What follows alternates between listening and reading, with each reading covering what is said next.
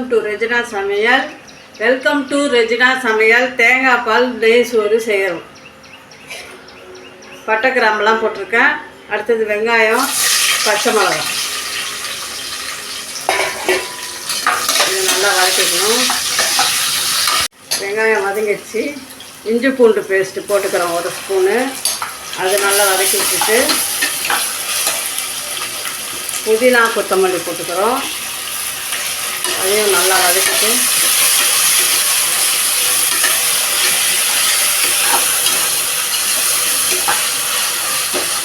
இந்த டம்ளரில் 3 டம்ளர் அரிசி எடுத்துருக்கேன்.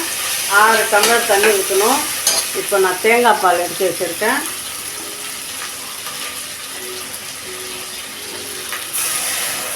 ஒன்று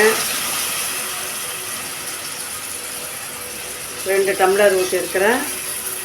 6 டம்ளர் ஊற்றணும். தண்ணி இப்போ ஊற்றிக்கிறேன். 6 டம்ளர் தண்ணிக்கு 2 தேங்காய் பால் ஊற்றிருக்கிறேன். 4 டம்ளர் சாதா தண்ணி ஊற்றுறேன்.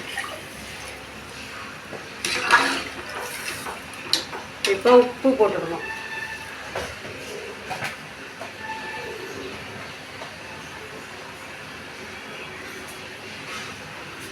உப்பு போட்டுக்கணும். நல்லா கலந்து விட்டுட்டு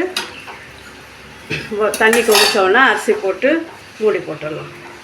தண்ணி கொதிச்சிடுச்சு. இப்போ அரிசி போட்டுக்கிறோம்.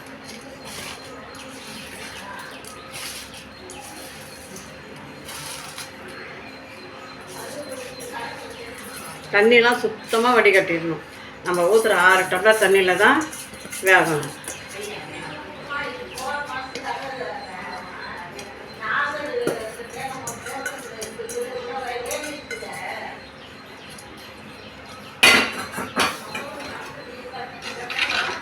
நல்லா அரிசி போட்டு கிளறி விட்டுட்டு